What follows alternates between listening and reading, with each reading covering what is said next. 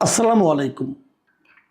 প্রিয় দর্শক, জুলাই সনদ বাস্তবায়ন নিয়ে জুলাই সনদ যেটা নিয়ে আমাদের একটা গণভোট হচ্ছে, যে গণভোটের প্রয়োজনীয়তা এবং গণভোটের নিয়ে নানা রকম প্রশ্ন উঠেছে এবং গণভোট হা ভোট দেওয়ার জন্য সরকার বেআইনিভাবে হার পক্ষে প্রচারণা চালাচ্ছেন।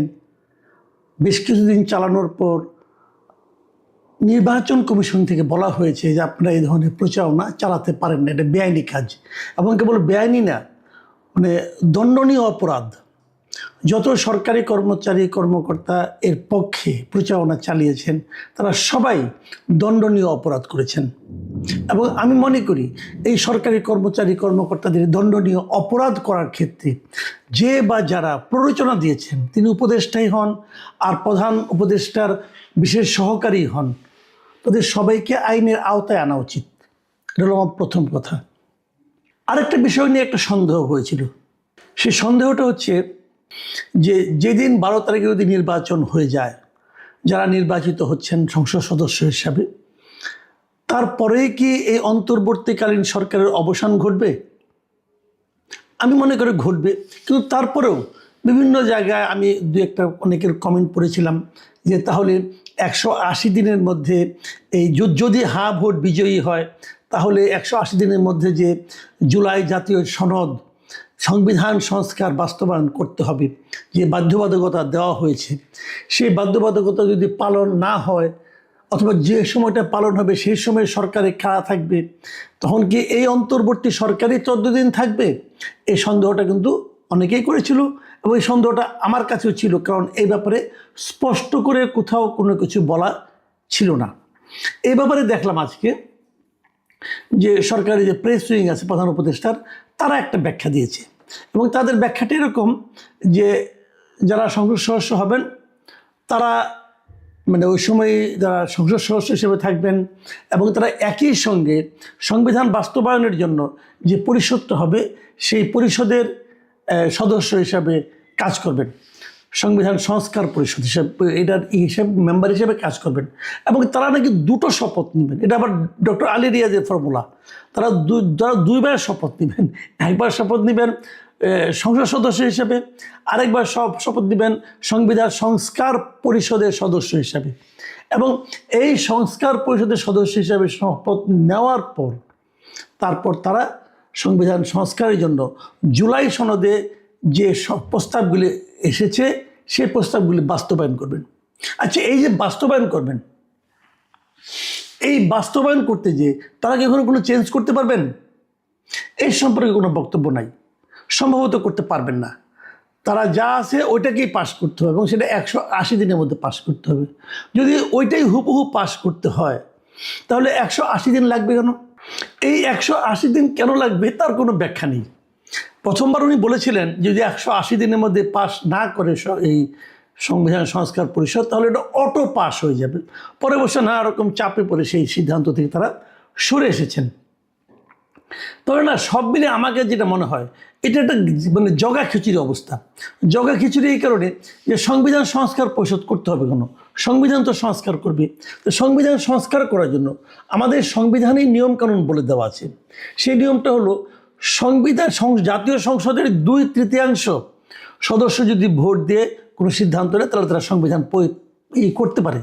সংবিধানের কোনো বিষয় যেটা সংবিধানে নাই অথবা যোগ করতে হবে অথবা বাতিল করতে হবে, এটা জাতীয় সংসদের 2/3 সদস্য যদি একত্র হয়ে এরকম একটা সিদ্ধান্ত নেয় তাহলে তারাই এই কাজটা করতে পারে। তো যে কাজটা তারা করতে পারে তাদেরকে আবার সংবিধান সংস্কার পরিষদ গঠন করে সেখানে এটা করতে হবে কেন? এটার কোনো ব্যাখ্যা কিন্তু আমি কোথাও পাইনি পর্যন্ত, কিন্তু আলী রিয়াজ সাহেব মনে করেছেন এটা থাকা দরকার, অতএব এটা রয়েছে। এখন প্রশ্নটা হলো অন্য জায়গায়। দেখেন, আমি একটা জিনিস বুঝিই না যে তারা কেন এত ক্যারিকেচার করতেছে। এই জুলাই সনদটা করে এটা জাস্ট দিয়ে দিত, যারা নির্বাচিত হয়ে আসবেন তারাই ঠিক করবেন এই সনদটা তারা রাখবেন কি রাখবেন না, রাখলে কতটুকু রাখবেন কতটুকু রাখবেন না, তারাই তো দিয়ে দিতে পারতো। এটাকে নিয়ে গণভোটেই বা দিতে হবে কেন? দেখেন, এই যে গণভোটটা করা হয়েছে এর জন্য কিন্তু একটা অধ্যাদেশ করতে হয়েছে। অধ্যাদেশটা প্রধান উপদেষ্টার পরামর্শক্রমে রাষ্ট্রপতি একটা অধ্যাদেশ করেছেন। কারণ রাষ্ট্রপতি আসলে কিছু করার নাই, প্রধান উপদেষ্টার পক্ষ থেকে যেটা গিয়েছে এটা অধ্যাদেশ হিসেবে ওনাকে সিগনেচার করতেই হয়, অধ্যাদেশ করেছেন। আচ্ছা, অধ্যাদেশটা কাকে বলে আমি এটা একটু বলতে চাই, মানে এগুলি কতটুকু আইন অনুগ হচ্ছে সেটা নিয়ে আলোচনা করতে যাচ্ছি। অধ্যাদেশ জিনিসটা কি? অধ্যাদেশ জিনিসটা হলো ওইটা আমাদের সংবিধানের 93 নম্বর অনুচ্ছেদের জিনিসটা আছে যে অধ্যাদেশ কাকে বলে। অধ্যাদেশ হলো যদি সংসদ ভেঙে যায় কোনো কারণে অথবা অধিবেশন না থাকে, যদি রাষ্ট্রপতি মনে করে যে এখনই একটা আইন করা দরকার, তাহলে সে আইনটা উনি করতে পারেন। এবং এই যে আইনটা উনি করলেন, এই আইনটা আবার পরবর্তী সময় যখন সংসদ হবে তখন সেটা পাশ করতে হবে। এটাই হলো অধ্যাদেশ। কিন্তু এই যে উনি আইনটা করবেন, সেখানে 93-1 কতে কি বলা হয়েছে সেটা আপনারা শুনেন। সেখানে বলা হয়েছে যে শর্ত হলো গিয়া এমন কোনো বিধান করা যাবে না, এমন কোনো বিধান করা যাবে না যা এই সংবিধানের অধীন সংসদের আইন দ্বারা আইনসঙ্গতভাবে করা যায় না। মানে এই সংসদ যেটা আইন দ্বারা আইনসঙ্গতভাবে করতে না পারবে সেটা রাষ্ট্রপতি অধ্যাদেশ হিসাবে জারি করতে পারবে না। এখন প্রশ্ন হলো, সংবিধানের মধ্যে আপনার জাতীয় সংসদ সদস্যদের যে ক্ষমতা দেওয়া হয়েছে সেই ক্ষমতা অনুযায়ী জাতীয় সংসদ সদস্যরা আইন হিসাবে গণভোটকে কি অন্তর্ভুক্ত করতে পারবে? পারবে না। গণভোটকে অন্তর্ভুক্ত করতে হলে আপনাকে সংবিধান সংশোধন করতে হবে, সেটা তো অন্য হিসাব। কিন্তু এটা তো তারা সংবিধানের আইন হিসেবে প্রণয়ন করতে হবে। আইন হিসেবে কোনো কিছু প্রণয়ন করতে হলে সিম্পল মেজরিটি হলেই চলে। তো সিম্পল মেজরিটি দিয়ে কি আপনি গণভোটের নিয়মটাকে চালু করতে পারবেন?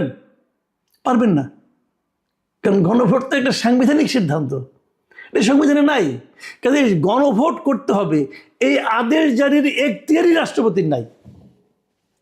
রাষ্ট্রপতি গণভোটের আদেশ দিতেই পারেন না, কিন্তু তাকে দেওয়ানো হয়েছে গাইড জোট, জাস্ট গাইড জোট। এখানে গাইড জোট ছাড়া আমি আর কিছু দেখি না। এবং পৃথিবীর কোথাও এভাবে গণভোট হয় না। গণভোট যেটা হয়, যে সিদ্ধান্তের উপর হয়, এটা আগে সংসদে পাস হয়, তারপরে সেটা নিয়ে তারা জনগণের কাছে যায়। কিন্তু এরা আগে জনগণের কাছে যাচ্ছে, যে একটা তাদের কাছে উদ্ভট প্রশ্ন রাখতেছে, 4টা প্রশ্নের একটা প্যাকেজ রাখতেছে, সেই প্যাকেজে হ্যাঁ না বলতে হবে। এবং সেটা হ্যাঁ বলানোর জন্য বেআইনিভাবে দণ্ডনীয় প্রক্রিয়ায় তারা সরকারি কর্মকর্তাদের এনগেজ করেছে। এনগেজ করে ওখান থেকে হ্যাঁ হবে, যদি হ্যাঁ হয় তাহলে আবার একটা সংবিধান সংস্কার পরিষদ করবে, সেই পরিষদ আবার নতুন করে শপথ নেবে, নিয়ে এরকম কাজ করবে। মানে একটা পাগলামির একটা সীমা থাকা দরকার আছে। সেই সীমাহীন পাগলামি মিস্টার আলী রিয়াজ এবং তার গং এই সরকারের উপরে চাপিয়ে দিচ্ছে, নতুন সরকারের উপরে, আপকামিং সরকারের উপরে চাপিয়ে দিচ্ছে। মানবে তারা? যখন নির্বাচন, আমি একটা জিনিস খেলে বলি, যখন নির্বাচনটা হয়ে যাবে তখন নতুন যে সরকারটা আসবে তারা এই সমস্ত মানে মামার বাড়ির আবদার মানবে? যদি না মানে তারা তো বলবে আমরা জনগণের ম্যান্ডেট নিয়ে আসছি, আপনাদের কথা মানবো কেন? মানলাম না। সংস্কার, হ্যাঁ আমরা আমাদের মতো করে সংস্কার করব, আপনাদের সংস্কার আমি করবো কেন? আপনাদের এই সংস্কারতে আমাদের অনেক নোট অফ ডিসেন্ট দেওয়া আছে, কেন করব? আর যদি না ভোট বিজয়ী হয় তাহলে কি হবে ভাই? তাহলে তো আমও গেল, সালাও গেল। এই যে সংস্কার জুলাই সনদ যেটা আছে, এর মধ্যে কি ভালো ভালো কিছু জিনিসপত্র আছে না? আছে, কিন্তু আমার নিজের অনেক পছন্দের জিনিসপত্র আছে। তো এটা যদি আপনারা এত জোর জবরদস্তি করে চাপিয়ে না দিয়ে এই জুলাই সনদ যেটা পাশ করেছেন এই জিনিসটাই নতুন সরকারের হাতে তুলে দিতেন, তাহলে নতুন সরকার ঠিক করতো তারা কোনটা মানবে, কোনটা মানবে না। এবং সেই সরকার কেবল না, এবং ওখানে বিরোধী দলের যারা মেম্বার আছেন সবাই মিলে যেগুলি মানার মতো হতো, সংসদে আলোচনা হওয়ার পর যেটা মানার মতো হতো সেগুলি তারা বাস্তবায়ন করতো, কোনো প্রবলেম তো ছিল না। কিন্তু তা না, আপনারা গর্তমি করছেন, আপনাদেরটাই করতে হবে। আপনারা কে ভাই? আপনারা কে? আপনারা কি এই দেশের প্রতিনিধি? তাও তো না। আলী রিয়াজ সাহেব কে? উনি আমেরিকার একজন নাগরিক। উনি আমাদের শেখাচ্ছেন গণতন্ত্র কীভাবে করতে হবে, উনি আমাদের শেখাচ্ছেন সংবিধান কী হবে। ওনার কথা মতো আমাদের সংবিধান হবে? ডক্টর ইউনূস তাকে পছন্দ করেন, ওনাকে নিয়ে আসছেন, ওনাকে দিয়ে এই সমস্ত আওলা ঝাওলা কাজ করাচ্ছেন।